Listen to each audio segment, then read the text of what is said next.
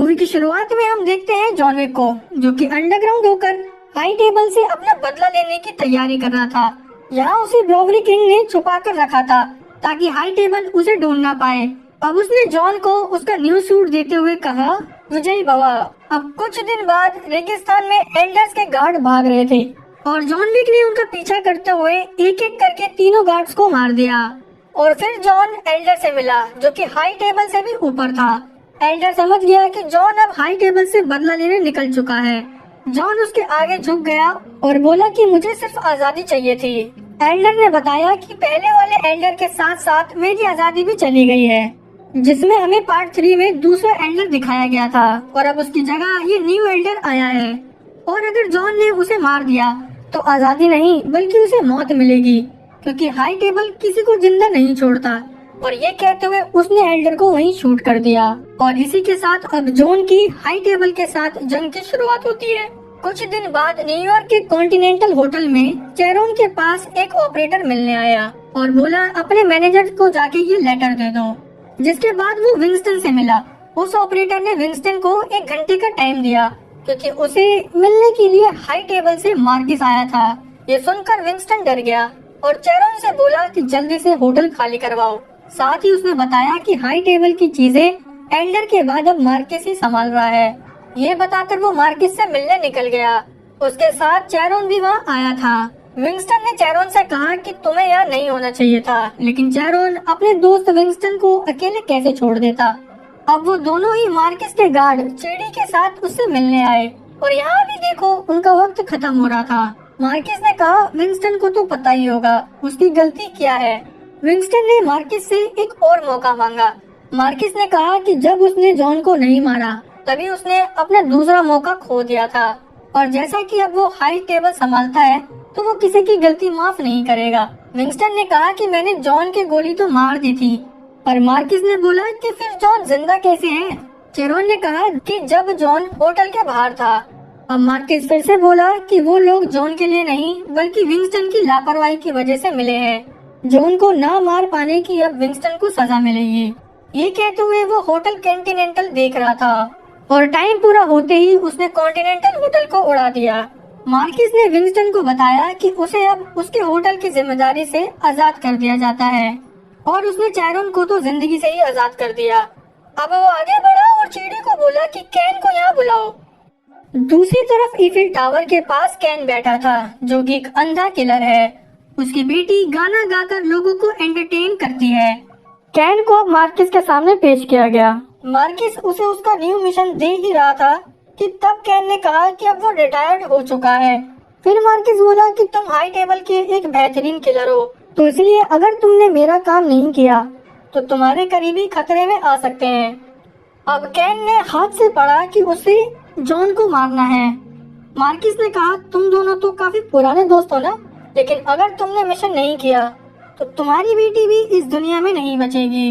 अब ना चाहते हुए भी कैन को रेडी होना पड़ा। मार्किस ने पूछा कि जॉन कहाँ मिल सकता है। कैन ने बताया कि उसके कुछ ज्यादा ठिकाने नहीं है और जो है उनसे मैं अच्छे से वाकिफ हूँ। अगले सीन में हम देखते हैं होटल ओसाका, जहाँ नोबडी नाम का किलर अपने कुत्ते के साथ होटल में घुसा। उसने अकीरा नाम की लड़की से एक रूम लिया और जिसके बाद अकीरा अपने पिता और होटल मैनेजर कोची से मिली, जहाँ अकीरा कोची को होटल की सारी जानकारी बता रही थी। ये सुनकर कोची अकीरा की तारीफ करने लगा और फिर अकीरा ने कहा कि हमें ऐसा कोई कदम नहीं लेना चाहिए जिससे होटल पर खतरा आ सके। लेकिन कोची ने कहा कि मुझे पता है मैं क्या कर रहा हूँ। यहाँ हमें नोबडी की डायरी से पता चला कि वो जॉन विक को बहुत टाइम से फॉलो कर रहा है, क्योंकि जॉन विक की मौत पर अभी 18 मिलियन का इनाम रखा गया था, जो कि आने वाले समय में बढ़ भी सकता है। कोची ऊपर आया तो वो जॉन से मिला और बताने लगा कि हाई टेबल ने विंस्टन का होटल सजा के तौर पर बर्बाद कर दिया है। साथ ही उन्होंने चेरोन को भी मार दिया, इसलिए अकीरा को भी इस होटल को लेकर टेंशन हो रही है। ये सुनकर जॉन ने दुखी होते हुए कहा कि मैं यहाँ से चला जाता हूँ, लेकिन कोची ने उसे मना करते हुए कहा कि मैं हमारी दोस्ती के लिए इतना तो कर सकता हूँ। अब नीचे होटल में चेडी अपने लोगों के साथ आ गया और अकीरा से बोला कि अपने मैनेजर को बुलाओ। अकीरा उनके यहाँ आने की वजह समझ गई थी और जल्दी से कोची के पास आई और बोली कि ये यहाँ क्यों आए हैं। कोची ने अकीरा से कहा कि तुम जॉन का ध्यान रखना और अपने आदमियों से भी कहा कि चलो भाई तैयार हो जाओ।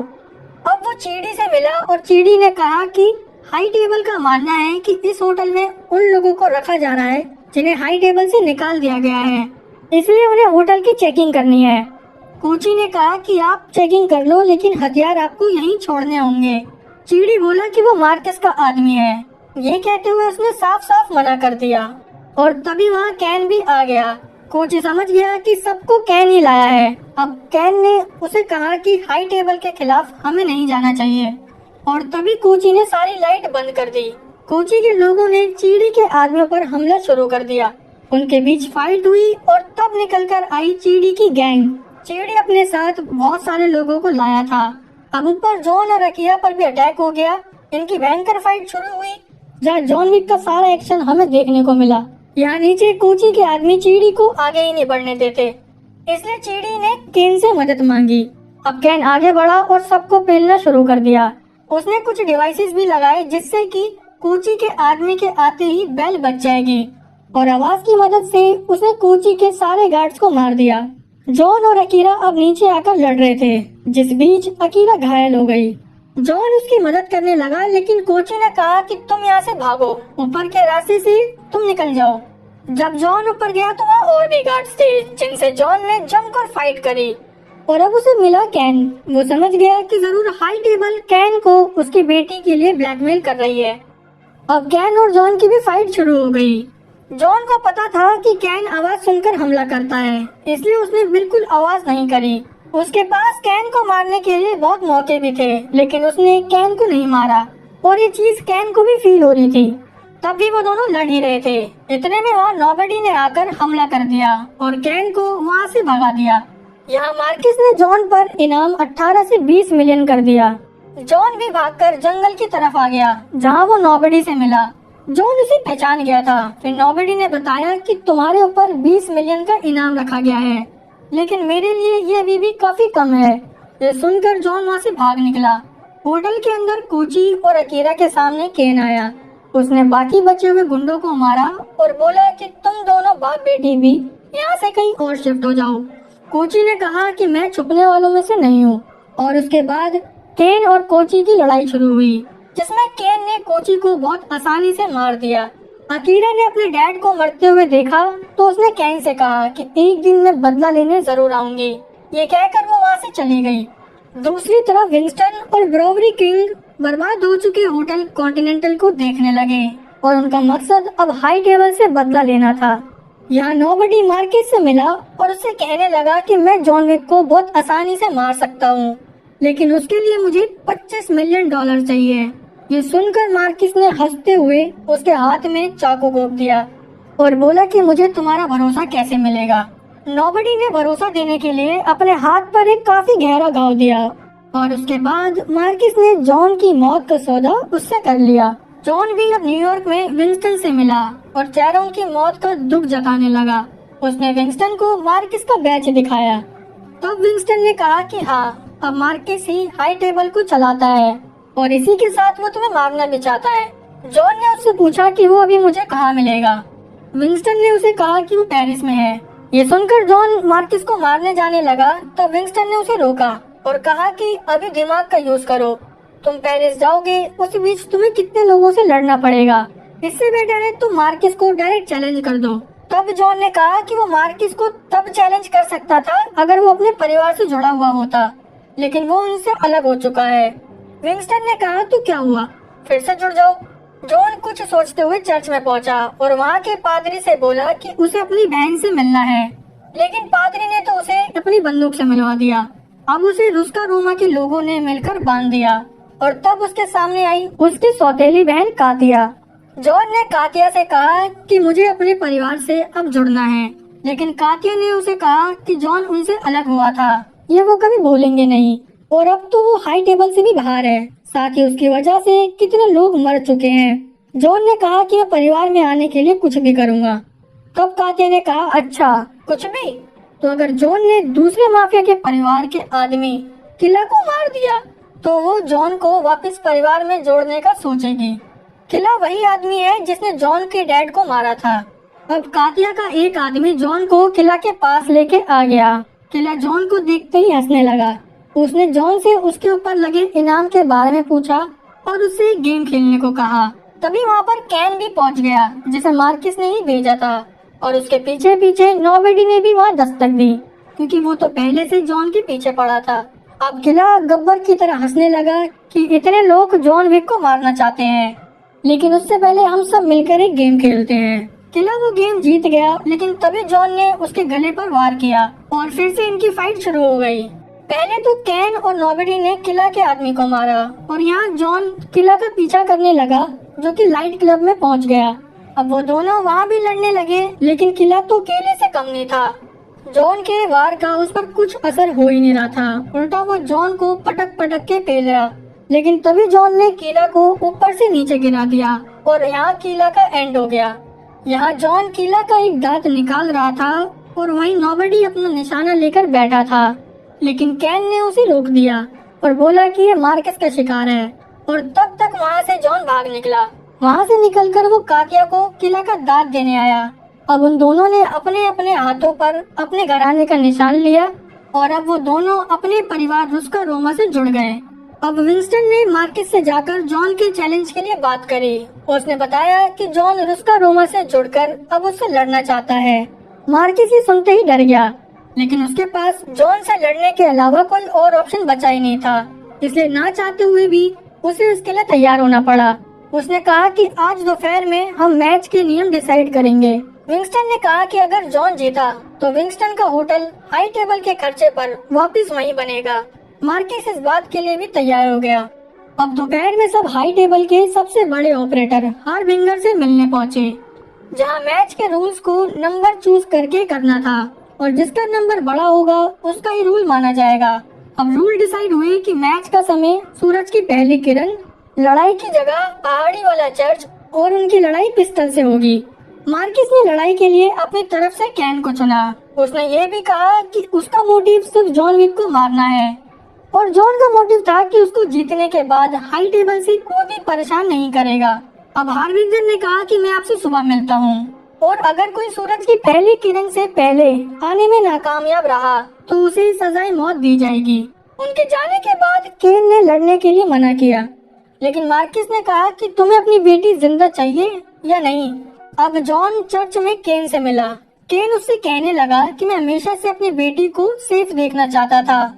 उसके बाद जॉन वहाँ से निकलकर प्लेटफॉर्म पर ब्रोवरी किंग और विंस्टन से मिला। ब्रोवरी ने उसे एक नया सूट और एक गन दे दी। यहाँ दूसरी तरफ चीडी ने मार्किस से कहा कि हो सकता है कल जॉन को हराना मुश्किल हो। तब मार्किस बोला कि उसके लिए जॉन को लड़ाई की जगह तक पहुँचना भी तो होगा। अब चीडी समझ गया कि उसे आगे क्या करना है। अब जॉन पर $26 मिलियन का इनाम रख दिया गया ताकि वो सुबह तक ना पहुंच पाए और ये खबर पेरिस के रेडियो पर सुना दी गई, जिसे पूरे शहर के गुंडों ने सुन लिया और साथ ही जॉन विक ने भी। अब जैसे ही वो प्लेटफॉर्म से ऊपर आया, पूरे शहर के गुंडे उसकी जान के दुश्मन बन गए। वो उन सभी गुंडों को मारते मारते ऊपर की ओर बढ़ गया। अब पूरी रात जॉन विक शहर के गुंडों से लड़ता रहा, लेकिन कोई भी गुंडा जॉन विक को नहीं मार पाया। जिसका फायदा उठाते हुए नोबडी ने मार्किस से कहा कि मुझे $40 मिलियन दो, मैं तुम्हें जॉन विक खत्म करके दे दूंगा। मार्किस ने हाँ कह दी। अब नोबडी जॉन को मारने के लिए आगे बढ़ा, लेकिन उससे पहले वो शहर के गुंडों को निपटाने लगा ताकि उसका शिकार और कोई ना ले ले। अब ये घर में पहुँचे जहाँ जॉन ने काफी गुंडों को खत्म कर दिया था, जिसके बाद नोबडी और जॉन की भी फाइट होने लगी और तभी वहाँ चीडी भी आ गया। नोबडी के कुत्ते ने उस पर हमला किया, लेकिन चीडी नोबडी के कुत्ते को मारने वाला था और जॉन ने चीडी को मार के नोबडी के कुत्ते को बचा लिया। नोबडी ये देखकर थोड़ा सोच में पड़ गया और तब तक जॉन वहाँ से भाग निकला। अब उसके पास लड़ाई की जगह तक पहुँचने के लिए काफी कम समय बचा था। वो उस पहाड़ी की सीढ़ियों पर चढ़ने लगा, लेकिन वहाँ बहुत सारे गुंडे थे। जॉन उन सबको मारते हुए आगे बढ़ा। जब वो ऊपर पहुंचा तो वहाँ चीडी था, जिसने जॉन को लात मार के नीचे गिरा दिया। अब जॉन को नीचे केन मिला, जिसने जॉन की ऊपर आने में पूरी मदद की। दोनों लड़ते हुए आगे बढ़ते रहे। चीडी फिर से जॉन को गिराने वाला था, लेकिन तभी नोबडी ने चीडी पर शूट करके उसे रोक दिया और उसके कुत्ते ने चीडी के गोटे खाकर उससे अपना बदला लिया। नोबडी ने भी चीडी को पूरा मार दिया। अब जैसे तैसे वो लड़ाई की जगह पर पहुंच गया जहां हार्बिंगर और बाकी सब लोग भी थे। सूरज की पहली किरण पड़ते ही हार्बिंगर ने सबको जाम पिलाया और कहा कि लड़ाई के अंजाम के लिए तैयार हो जाओ। अब उन दोनों को पिस्टल हाथ में पकड़ा के पोजीशन लेने को कहा गया। ये दोनों दूर जाकर खड़े हो गए। मार्किस और विंस्टन ने उन दोनों को गोलियां दी। पहला फायर हुआ जिसमें दोनों थोड़े थोड़े जख्मी हो गए। दूसरे राउंड में उन दोनों को पास बुलाया गया और गोलियां चलाई, जिसमें कैन इस बार ज्यादा घायल हो गया। और तीसरे राउंड में दोनों और करीब आए, जिसमें कैन ने जॉन को घायल कर दिया और जॉन की बंदूक भी गिर गई। ये देखते हुए मार्किस ने कहा कि अब अगले राउंड में अपने हाथों से मैं जॉन को मारूंगा। तब कैन ने कहा कि उससे पहले मेरी बेटी को छोड़ दो। मार्किस ने हाँ कह दी। अब जैसे ही मार्किस बंदूक लेके आया, विंस्टन ने कहा कि घमंड में तुम भूल गए कि जॉन ने अभी तक अपनी गोली नहीं चलाई। और तभी जॉन ने मार्किस के माथे में शूट कर दिया। ये देखकर नोबडी भी हंसने लगा। हार्बिंगर ने जॉन को इस मैच का विनर घोषित करके विंस्टन का होटल दोबारा बनवाने का ऑर्डर दे दिया। अब जॉन विक हाई टेबल से आजाद हुआ, साथ ही केन की बेटी की जान भी बच गई। हार्बिंगर ये सब बता के वहाँ से चला गया। केन ने भी जॉन को थैंक्स बोला।